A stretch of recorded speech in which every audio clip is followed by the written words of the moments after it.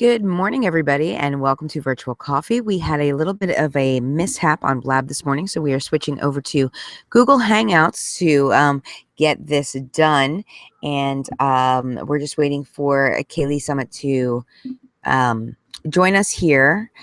So I will be kind of in and out for the moment while we are getting set up and readjusted to the Google Hangouts rather than on Blab. So I apologize for any inconvenience for those of you that were looking forward to the Blab show and unable to join us there. This is kind of the second choice is Google Hangouts, but it may start to become the first choice since Kaylee and I have kind of been fraught with interruptions as far as the getting of this show done. We were supposed to originally be a guest in June, but there was a little bit of an RV accident and I was at the hospital that day. And so we had to cancel that show. We got rescheduled and now Blab isn't cooperating with us. So hang on one second while I get Kaylee in here to join us and get this show on the road. Thank you for joining Virtual Coffee.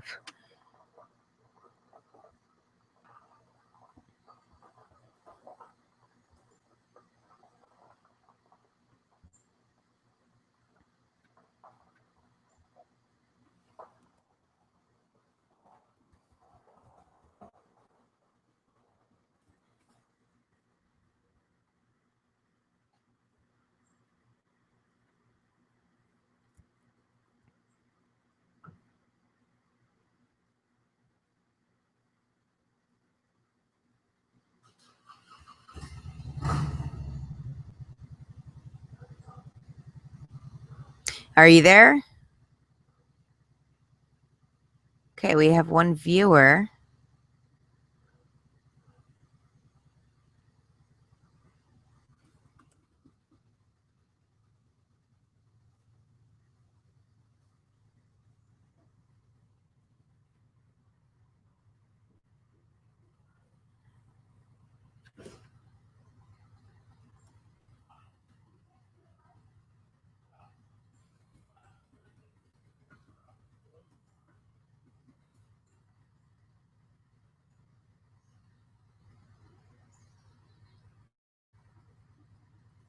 We're going to have to do some editing on this Virtual Coffee before we post it, huh?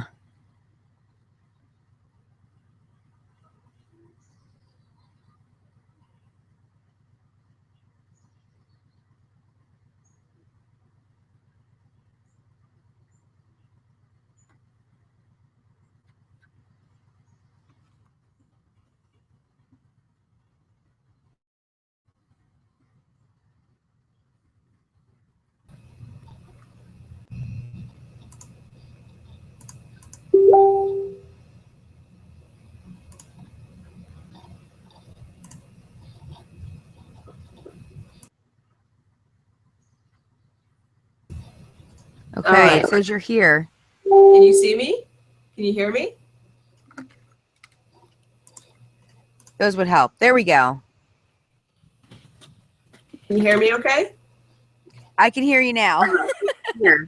Can you see me? Can you hear me? I can see you. Yep. Okay, cool. There's a little bit of a lag, but I think we've finally got it. Yay! Yay! Of course, right?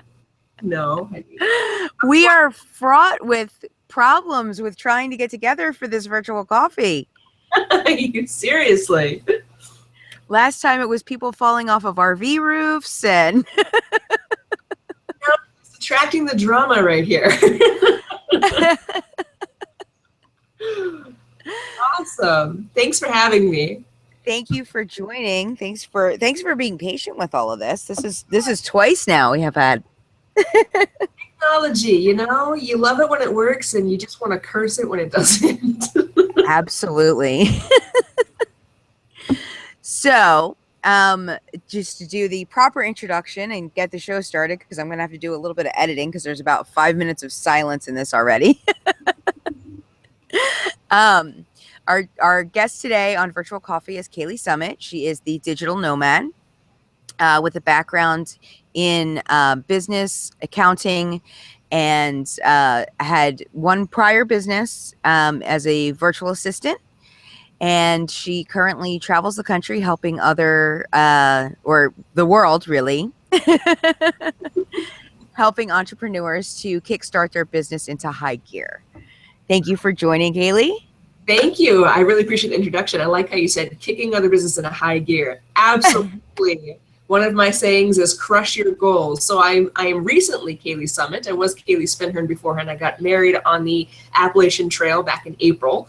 I'm an intuitive business strategist. So what that basically means is I help you up-level your business, like scalability-wise, while doing it intuitively. So it's more of like customizing the process to you as opposed to customizing you to the process.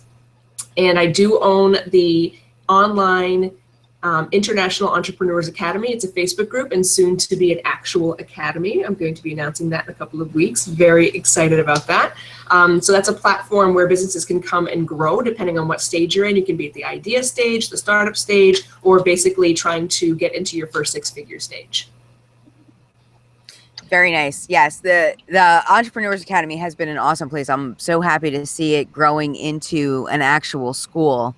I think that's actually how I kind of came across you was about 6 months ago or so, as being the digital nomad, and you know, I was like, wow, this is precisely what I want to do, and having been a fan of yours for a while now, has definitely taught me that it's okay to be who you are in business. And that, you know, that intuitive thing that you were talking about is definitely, I'm kind of lost for words this morning. Okay.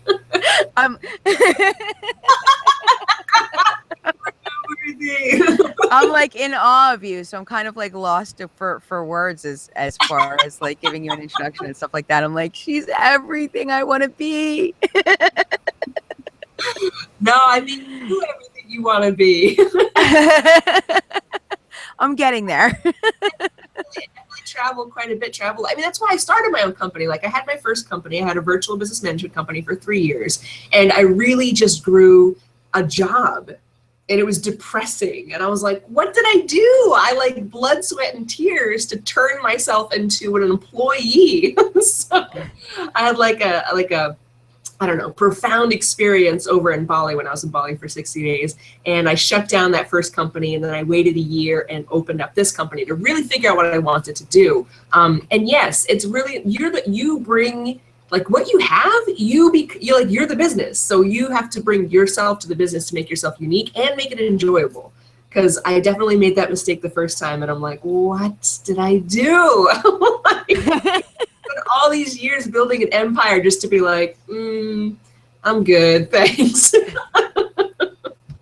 So I want to help people avoid making that same kind of journey where they're like, oh, I don't want to build a business just to make like $1. I want to build a lifestyle, and that's really what I did. I built a lifestyle type business.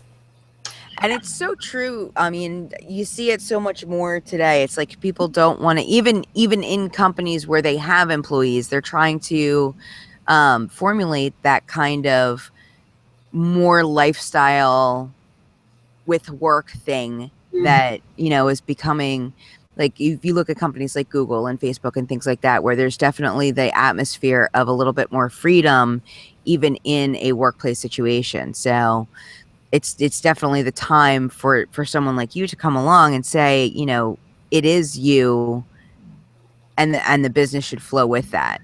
Absolutely. And yeah, they are becoming more like, I spent 10 years in finance. Okay. So 10 years in accounting, working with a bunch of old dudes, you know, like, and I did not inject any of my personality or any of my personal life into those 10 years of learning, because I was in a male dominated field. Like we just basically spoke logic, and like, that was it. So coming into the coaching industry is very different. And the world has changed. I feel like the world has changed as well. The first 10 years I was in a career, it was all pretty cut and dry. It's like, you go to your 9 to 5, you work really hard, you leave your personal life at home, and then that was that. Now everything's different. Like Google, they're injecting a lot more fun and relaxation because they know there's more creativity, and people have we don't stay at jobs long anymore. So there has to be more of an incentive than just showing up, going to work, and going home. And also, this virtual working thing is catching on really big and has been for the last 5 years or so with, Wi-Fi being the way that it is all over the place because it's less overhead to the companies as well. So it's a win-win. Like I get to work from wherever I want to, and you don't have to pay for an office space. And I'm happier as long as I get my job done. Very true. Very true. So tell me about you prior to being in business for yourself. I mean, you were just talking about you spent 10 years in accounting in a male-dominated field, but what was little Kaylee? Where did that start? What do you mean, how far back am I going here? Well, my first questions are where were you born, where did you grow up, and what did you want to be when you were a kid? Oh my God, I wanted to be a pirate. I wanted to be a pirate. Like that was my big dream. I was like, I can live on a ship, I can explore new places, I can get treasure, except for that whole murdering people, and I wasn't too keen on that. But I definitely wanted to be a pirate when I was a kid. My mom said I should have been a lawyer because I love to argue. But I definitely wanted to be a pirate. I was born in Newburyport, Massachusetts. We lived in Florida and we lived in Maine. And basically just kind of my family came off of the Mayflower and just stayed. So nobody ever veered from Massachusetts too much, up to Maine and Florida, and that was pretty much it. I'm the first one of my family, not maybe the first, but definitely a small handful of people who are I'm just going to travel the world and live out of a backpack. And everyone thinks I'm absolutely insane. They're like, what are you doing? So I'm more of the adventurous, I have a little pocket of adventurous people in my family, not very many. And I'm definitely one of those who are just I need to be free and go check out the world and do all this really cool stuff. No. Apparently the puppy in the background wants to go check out the world too. Yes. There's a puppy out there, so he has to go explore. Ah. Up on the couch back there too, so you can get a good view out the window. So yeah, I mean, everybody else wanted to be all these crazy things, and I just wanted to be a pirate, man. And I feel like I kind of am at this point. The next time I see you, I'm bringing you an eye patch and a sword. Yeah. I mean, do you see my samurai swords? I've collected those for years. I have one of my few possessions are my samurai swords. I actually just got for my birthday, I got a little hand machete that's hand forged in Tibet. So this is really nice gift. If you're I know you're planning on doing some exploring and stuff like that. So when I was in Hawaii, a machete was kind of necessary. If you wanted to go on these crazy hikes, you had to slaughter down these aloe plants the size of trees. It was just so exciting. And now I feel bad for the plants, but I had to get back to the car. I got lost. Well, I will hopefully make some use of it in, what is it, October? Yes, October. Yeah. Heading back to the islands. I'm so excited. So that was kind of your first foray, right? You left for Hawaii with 2 suitcases and no plan? Yeah, that's the whole story. Yeah, when I was living in Massachusetts at the time, and I was working 2 jobs and going to school full time. And if anybody knows anything about New England, there's rough winters, and then there's boiling hot summers. It's like torture meets torture, and October's nice. That's all you get. And I'm an outdoorsy person, and I love the sun, and I love being outside, and I love having that freedom to just go for walks. And I had heard Hawaii was really cool. So after because in the mornings in Massachusetts, so I'd wake up at 6 o'clock in the morning. I'd run outside in my pajamas, turn the car on, go back in the house, take a shower, eat breakfast, get ready for work, go back out, and my car would be thawed by the time I was back outside. And I'm like, there has to be a better way to live. like I'm working 2 jobs. Like I'm working like 6 to 12 at a cafe, and then I'm at school from 3 to 6, and then I'm from 6 to 9 and working as a pharmacy technician. And I'm like, what is this life? So I heard Hawaii was cool, and I bought a one-way ticket, and then I sold everything that I owned, packed 2 suitcases, and found a roommate on roommates.com, and that was it. Just moved there. I didn't have I had like $1,500 in savings. I didn't have a job lined up, like nothing, no friends, no family, never been, just decided to go to a place where everybody thought it was awesome. I had never met anybody who was like, Hawaii, don't do it. It's a terrible idea. I was like, I want to live there.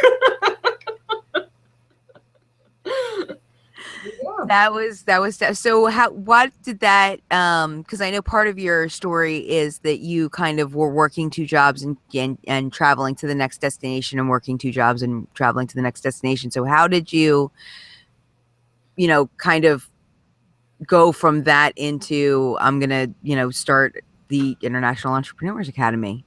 Yeah, that was actually a really long journey. So exactly how you described it. What I would do is I would work my ass off for like 6 to 8 months, quit my job, go to a country for 6 to 8 weeks, come back, get another job, work my ass off. And it was just so exhausting. I'm like, there has to be a better way.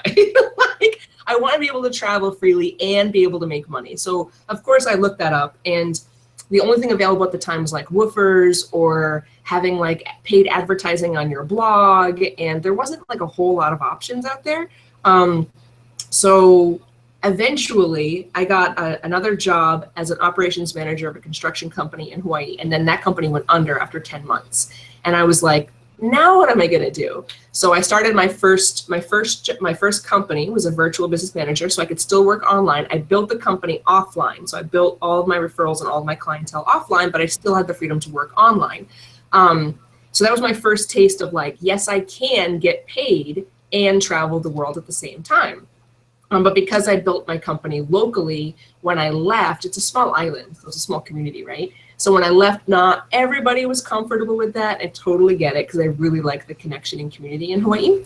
So when I moved, I went backpack through Asia and then moved to Virginia. And when I landed here, I was like, I have to think of a better platform for what I was doing previously that won't allow me to be really rooted to the fact where I have to start over every single time that I move. So it was a process. I went from like working my ass off to just like freedom for a little while, working my ass off to freedom, and then kind of like sort of negotiating the process of like working online, like having like a little bit more freedom to, all right, I'm doing this 100% online.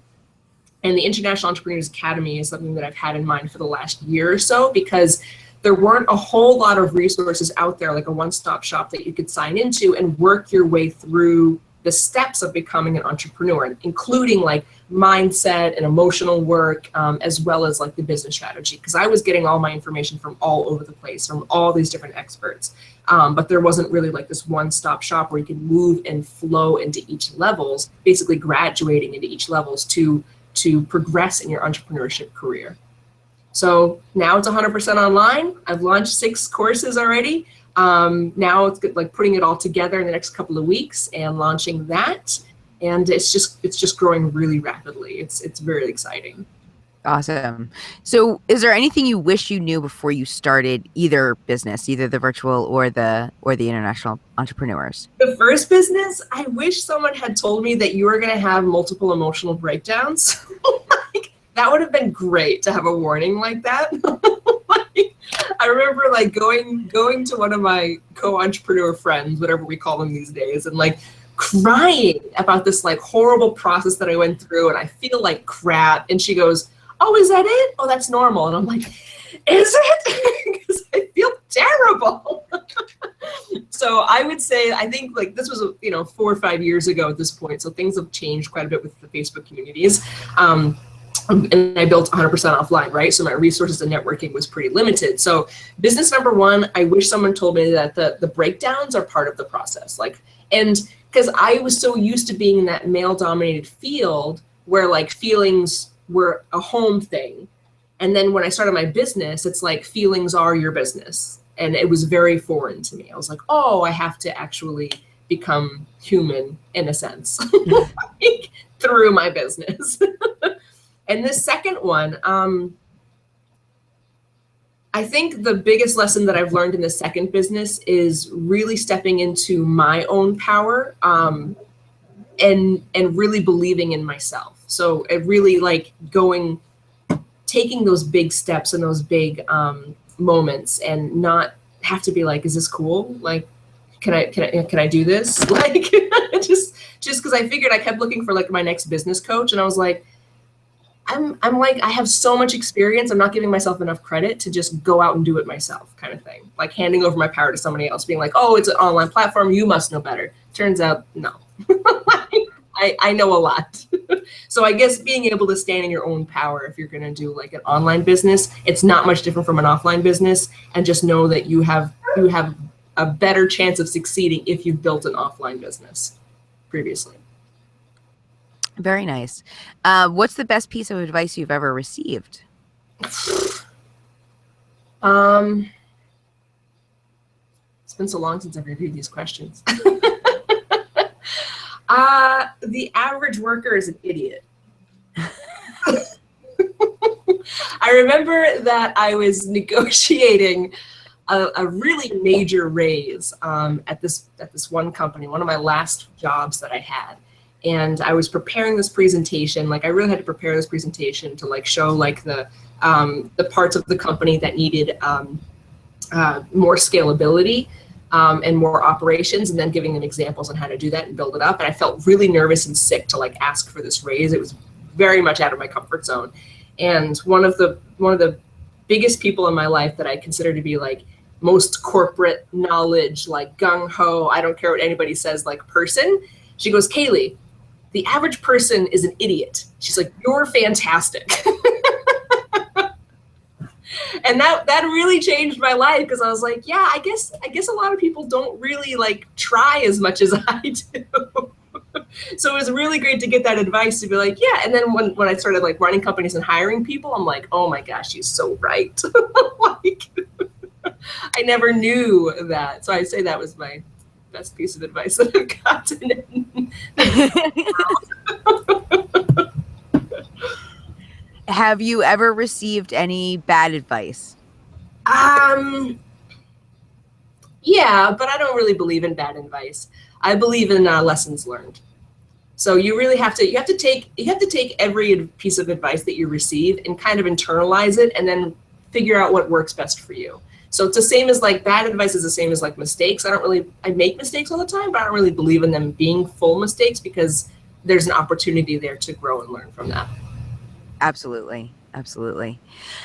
So moving on to more of the personal side of the interview, what do you do to stay productive?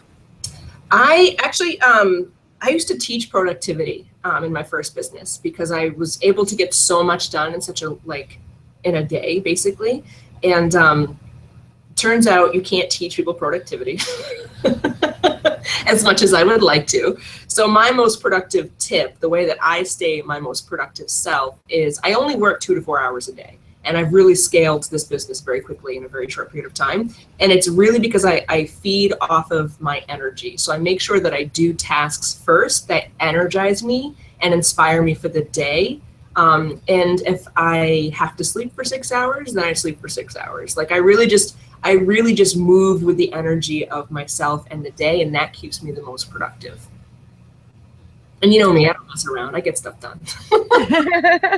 You do. I thought it was funny when our original one got canceled. You sent me a message that I hadn't responded to because I was in the ER, but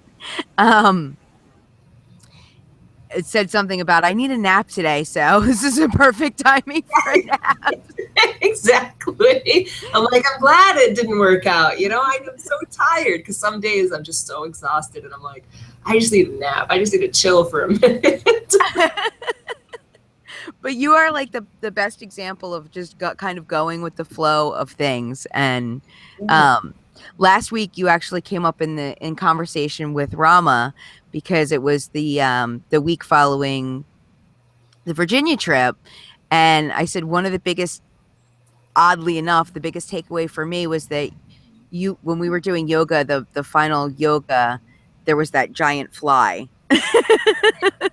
They kept landing on everybody's mat, and it was buzzing around your head, and there was a slight instance of, you know, this for a second, and then you just stopped and breathed, and you were like, please go away, and it flew off. And I was like, she just like puts it out to the universe, and you're like, okay. After that, I'm like, please stop. You're annoying me. But yeah, so like based on the productive and moving into that, it was just like literally you have nailed how to put it out to the universe and make it happen.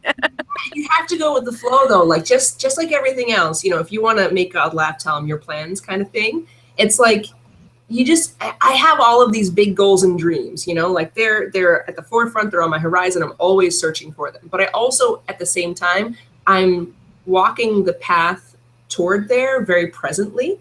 So that way, if there's something that needs to change or adjust, like I can just go with the flow and just be like, all right, I'm just going to get there a different way. No big deal.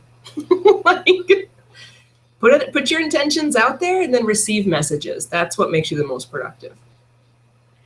Definitely a good piece of advice. So where do you find your inspiration?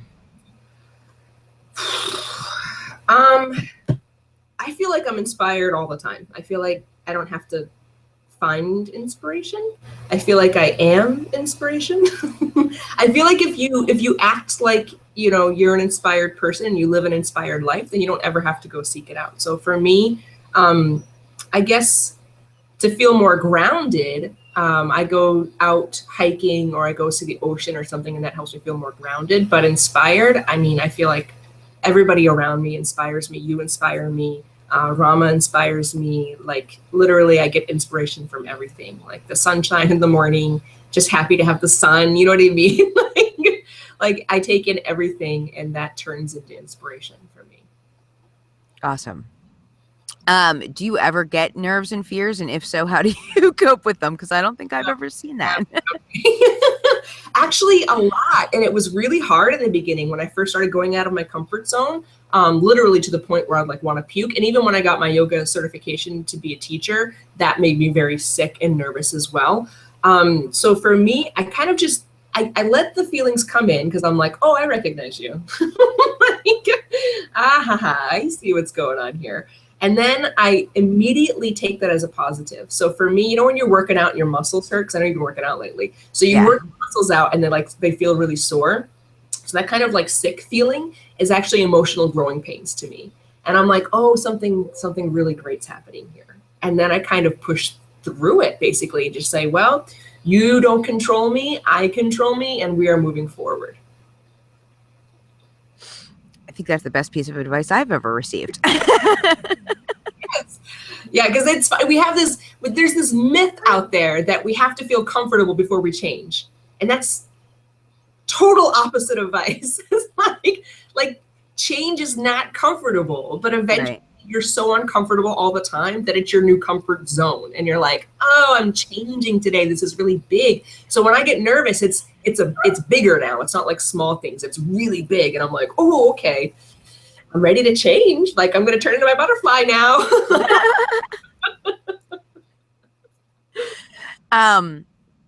So the last part of the interview is based on the Bernard Pivot questions, which if you are familiar with in studio, James Lipton kind of made these famous, asking all of the actors this, but I always said whenever I had an interview show, I would always ask these questions. So I've used some of his and added some of my own, and mine starts off with, what is your favorite movie? Oh my God. My favorite movie is Pretty in Pink. I think I've watched that like a million times. I watched it when I was a kid, and then I just continue to watch it. It just encapsulates like high school and dreams and dreamboats so well. But that's my favorite movie growing up, and as an adult, my favorite movie is Into the Wild. Every time, I love that movie. The book was really boring, but the movie was really, really good. I really, really like. If I did get inspiration from anywhere, I would get it from that movie. That's funny because I actually revert to Shawshank Redemption when I'm feeling a little on the Deep. yeah. Well, you get into those moods, you're like, what am I doing? Why am I doing this? Blah blah blah. You know. Mhm. And so I watch Shawshank Redemption. I'm like, if he can get through that wall. Yep. All those years in patience. Yeah, same. I think same for me. Into the Wild. I'm like, what am I working for again? Oh yeah, ultimate freedom to let all this go. What's your favorite book? My favorite book. There was a compilation book that I read many years ago, and it's called A Woman's Journey. And it's a compilation of women traveling. This is where when I really wanted to begin to travel, I bought some books on it. And this one was the most inspiring to me. It really exposed these women to like watching them change through traveling and through exploring journeys. So that was one of my favorite books. It does. It sounds like something I need to read because it definitely is starting to have its effect on me being able to travel more frequently Mm. and to where I want to go. It wasn't always about where I wanted to go before. Sometimes it was just having to go there. Let's go. Yeah. So, do you have a favorite quote? Not all who wander are lost. It's one of my favorites. It's a pretty well-known one, but for a long time there, like I was traveling when it wasn't a popular thing. It wasn't a popular thing for my high school friends. It wasn't a popular thing for my family. And a lot of people misconstrued my traveling as like, oh, you must be broken because why can't you feel comfortable in where you're at? So I always thought there was something wrong with me because I wanted to travel the world and try new foods and check out new cultures and stuff. So for a long time there, that was hard to be like this is my lifestyle. I'm sorry, nobody agrees with it because I was in that weird stage of like getting out of high school, have my high school friends, and then like my work friends, but like no real true like soulmates because I was still trying to figure out who I was. So when I was doing that, I was traveling all over the world, and I still love to travel. And I was in between friends basically that understood me. So when I saw that quote, I'm just like, yeah, see, somebody else gets it. Like, not all who wander are lost. We're just kind of checking out the place. Who would you like to have dinner with, alive or not? I would like to actually have dinner with the guy from Into the Wild. Because I mean, that movie was based off of like the perspective of him because he kind of was like totally off the grid and he died in Alaska, so nobody really got like the full story. So I would love to see what he thinks of all of this new technology that we have, like the Facebook, and because even back in the mid 90s, he was pretty totally against like having a telephone and being accessible and all that stuff. So I would love to see if like if they had some accuracy to their assumptions of what he was like in the end, as well as what his views on our false communities online, false sense of communities online. I mean, sure, there are pockets of like real connections, but we have Facebook because we feel like we're a part of something bigger, even though it's false. Like, not super real all the time. There's just a few real people in it.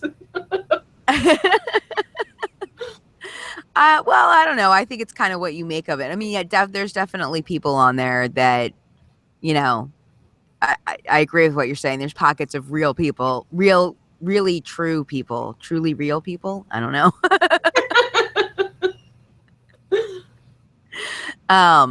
But so far, those are the ones that I seem to be, gravitating towards and meeting. So, It definitely all depends on how you want to use it. And some people use it as like a kind of escape, like this is what my life looks like, except it doesn't, kind of thing.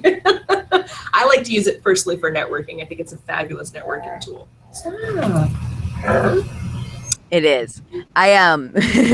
Yeah, my personal page, everybody's different in their approach to Facebook, but for me personally, it's Facebook My personal page is my personal page, and it's every mood I have. So Nothing more true than that. if you really want to get to know me and all of my eccentricities, just read my personal page. Perfect. That's good to know. I'm gonna go like look through your profile after this and be like, what's going on over here? So what is your favorite word? I have a whole bunch of words that I really like. I love words that sound like what they mean, like discombobulated. I love that word. It sounds exactly how it means. So I'm like, That is so one of my. I use that all the time. People are like, "Discom what?" yeah, exactly, right? Like, yes, precisely. Yeah, is there any word that sounds like what it is? Those are my favorite words. Do you have a least favorite word? I would say my least favorite word is, can I do a sentence? I don't know. It's my favorite, like least favorite sentence in the world. Like, I went to this personal development seminar and everybody used I don't know. And the guy would always say, well, let's pretend that you do. Let's just pretend that you do know. And eventually you get all these answers out of people. And I'm like, oh, that's genius. Well, because I don't know has become it's become the fine of. Or try. I'm not a huge fan of try or should or could. You know, those wishy-washy words that allow you to stay in like a non-decisive, like sure. It's like, is that a yes or a no? Like, what does that mean? Maybe. You're confusing me. I have a tendency to push people because they're like, I don't know, maybe, or like you said, I don't know, I don't care, blah blah blah, and I'm like, no, there's only two answers, yes or no. That's so good at those. He's like, sure, and maybe, I don't know, and I'm like, no. I'll be like, do you want to go to dinner? He's like, sure. I'm like, is that like a yes or like, is it like a big yes or a little yes or what is that? Yeah, anything wishy-washy, you could just go in the washing machine. We kind of already covered this, but what turns you on creatively, spiritually, or emotionally? Meditation, like that stuff really helps me get more creative and get more inspired and get into my intuition. And of course, yoga. I'm a yoga teacher for a reason because I love yoga. And that really helps me move the energy in my body and definitely feel more inspired and creative in that sense. And sometimes if I'm feeling like really creatively constipated, I put on some poetic rap like Kid Cudi and start painting abstract. So synthetic drama is what I like to call it, because sometimes artists need that drama to feed off of, to create something beautiful and emotional. So I don't actually want drama in my life, so I create synthetic drama. This is the best term for that I've ever heard. It's so true, though. What turns you off? Cubicles. I think I kind of already knew that one. Spirits go to die. Like, you put them in a cubicle and they're like, oh, suffocate and just fall over. Like I would never, if you were like, stay in this cubicle and be productive, I'd be like, I'm breaking down walls. I'm getting out of here. Be like underneath digging out. I'm already preparing my escape as soon as I walk in. Collecting little bits of rope. I'm out of there. That's awesome. I can just see, I want to do this commercial with you now where you're like in a cubicle and you're just like roping like the ceiling tile and climbing out. Like slowly digging away at the bottom. Like just pop up over the top of the cubicle and be like, all right, nobody's looking. Exactly. I'm out.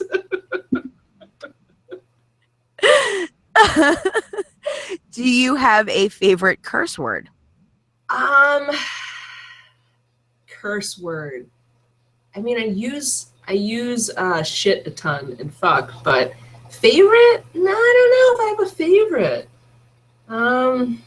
I never thought about that one. What would be your favorite one? Mine is that my frustration, I call it my frustration, where it's not necessarily a curse by the standards of 4-letter words. It's actually a 5-letter word.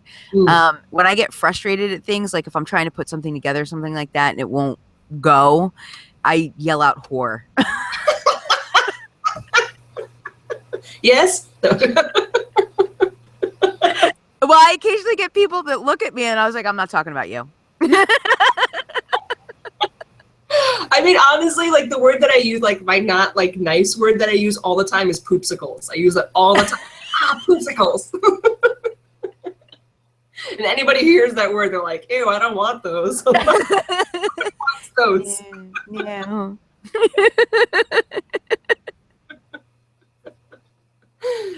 So yeah, the curse word thing is kind of I gotta learn how to reword that, because it's always not necessarily an actual curse word. I think people tend to go for the 4-letter word, and right, I'm thinking like, yeah, I do use this in my live streams, but I don't like my favorite.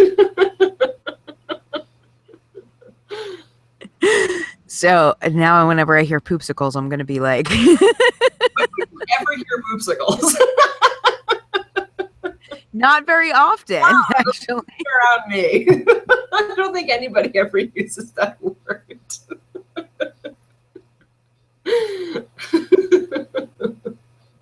It is kind of, I can see how it's one of those frustration words, though, because it's not something pleasant. Opposite of anything good.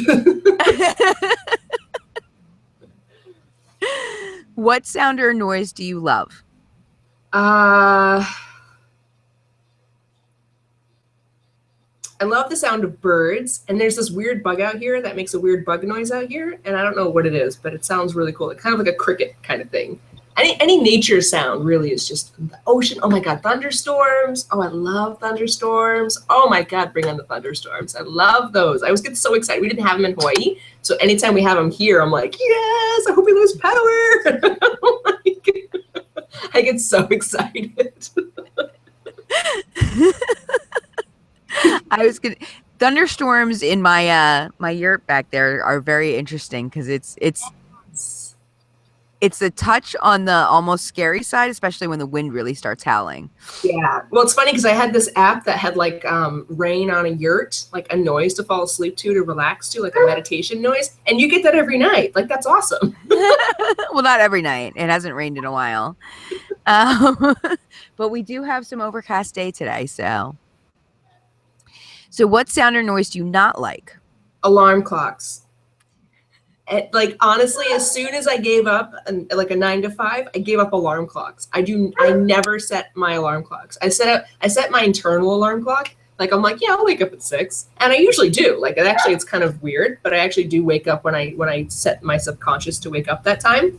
And I actually wake up earlier now than I ever did in a 9 to 5. In a 9 to 5, I'm like 7:30 would roll around, my alarm clock would go off, I'd leave for work. Now I'm up at, like, this morning I was up at 5:30, 6 o'clock, and I'm ready to rock and roll. So unless I'm trying to catch a flight, I will never set my alarm clock again. And that was like one of my promises / rewards to myself for working for myself.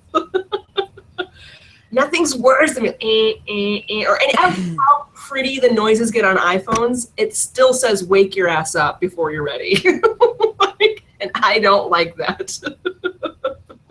I am so right there with you. When I have to set mine, it's the nuclear alarm. You know, the air horn. Oh God. Because I literally will ignore my alarm clock. Yeah. I'm just like, no, I can't. I just don't want it in my life. Like, I don't like it that much. So what profession other than your own would you like to attempt? Oh, what profession other than my own I would like to attempt? If I had the talent, I would love to be a full-time artist. I don't have the talent at all. I love creating, and that's kind of like a thing that I've done my whole life, but I would love to be one of those like beautiful, you just see artists sometimes and you're like, oh my gosh, how do you encompass so much creativity? So I would love to, if you could just inject me with a bunch of like artist talent, I would totally love to do that. I would like live on a yacht in the Mediterranean and just paint with one of those French caps on. It would be so great. Just drink wine all day. That would be my life. Maybe that's my retirement plan. Not so well. What profession would you not like to do? Stop. Oh my goodness. What profession would I not like to do? I think being a fisherman would be really hard. I don't think I'd want to be a fisherman. You'd have to like, you'd be really stinky and it's like cold. I hate being cold. And then you're like wet all day. Yeah, I don't think I want to be a fisherman. I don't think that'd be very good for me. I get sunburned. I'm real pale. I don't do well with the sun. But you lived in Hawaii. You know, the sun is not as strong there, or maybe it doesn't feel like it because I'm always in it all the time. And I actually built up a tan. For the first time in my life, I actually had tan lines in Hawaii at 21 years old. I took off my bikini and I was like, this is overrated.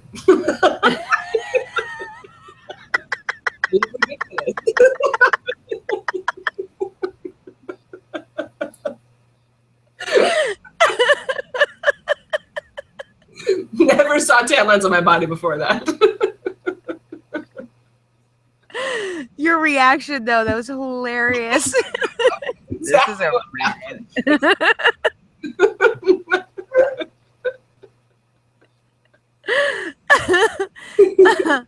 Oh, that was good. I needed that laugh this morning.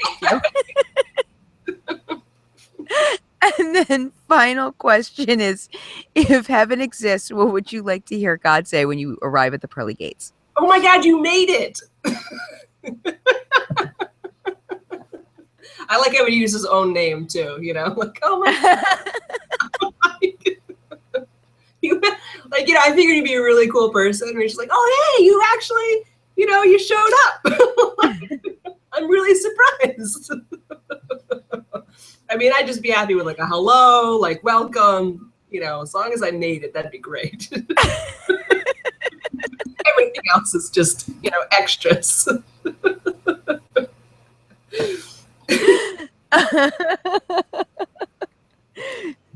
It's oh my God, like, wait, who's your God? Oh my Kaylee, you made it. Like, there you go.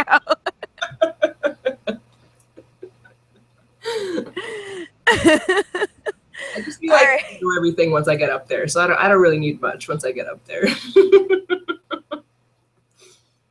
I was gonna say, I think one of my I'm like a quote hound, which is why I came up with that question, because I'm always curious about what other people's favorite quotes are, but I would have a hard time narrowing down. But one of my favorites is "Life's a journey, not a destination." It's another one of those way overused. Mm-hmm. Yeah, it is. Like they're all, but it's so I mean, there's a reason why it's overused, right? Because it's so perfect.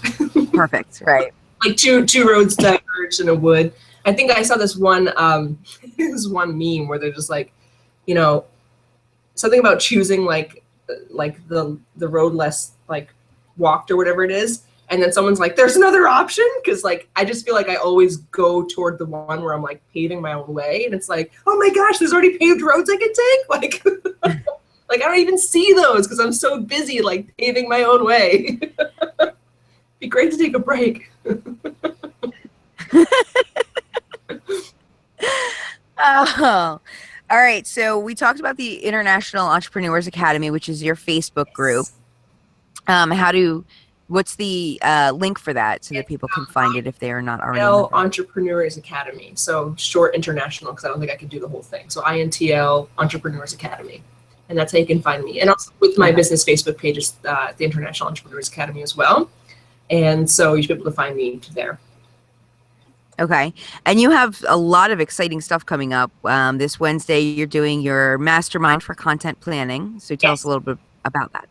Well, I'm doing my Dreamers to Doers Wednesday at 1 p.m. Eastern Standard Time. It is a class. It's a 90-minute like master class, basically, where you come in and you have a workbook and we map out the next year of your life on paper.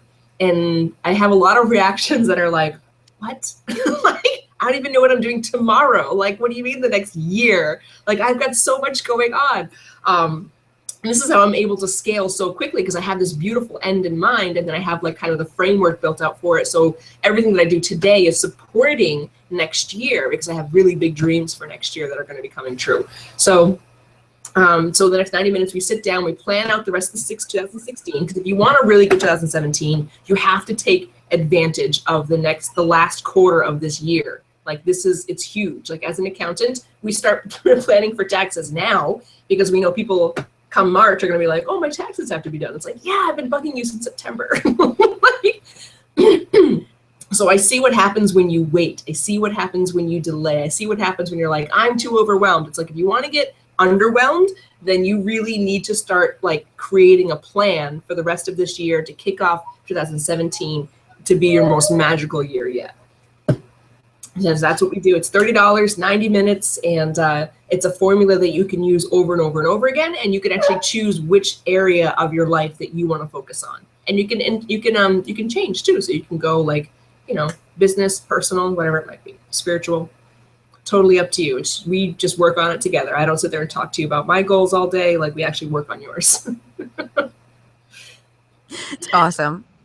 And then where can they find out where to sign up for that? Do you still have room left in that? I do have room left in that. I have 10 more spots available for that. So I'm hoping to fill those up today and tomorrow. I'm so excited. And if you go to my Facebook group, then you can just go under events, and you'll see the link in there and all the information that you might need, any additional information, frequently asked questions, stuff like that. So that's all in there. So, and if you need anything, you can just find me on Facebook and PM me as well. Okay. And website, do you have a website people can visit to find out more about you? www.coachingwithkaylee.com. So coachingwithkaylee.com. All right. Awesome. Well, thank you for being on the show. Definitely, it was a lot of fun today. Super fun. I'm glad we finally hooked this up and we're able to have some fun on it. I appreciate it. I love your little speaker thing. That thing's so cute. It's my blue snowball. Professional. Which of course you are, so it makes sense. It's actually not. This is the one I recommend for a whole lot of people. I mean, it's a really nice microphone, but it's not professional price. It is professional quality, but it's not professional price. So this is the one I suggest to a lot of my clients. It's one of my favorites because it's got, like, you guys can see the back here. It's got 3 different settings on it. So it's a really nice, what's referred to as a prosumer camera, or awesome prosumer microphone. I think you just turned it down when you touched that settings on the back of it. Oh, did I? Yeah. Or did I just move away from it? I might have just moved away from it. You're so much more quiet now somehow. Maybe it's just my computer. That's weird, because I didn't even flip the switch. But being on the show, and I will definitely see you around the Entrepreneurs Academy, and I am actually signed up for the Dreamers to Doers class, so I am excited about that. Me too. And you have 9 more spots left, by the way, because I'm signing somebody else up. Yes, I'm so glad you are. Awesome. Thank you. All right. I will talk to you later. Thank you. All right. Thanks, hon. Bye, everybody. Ciao.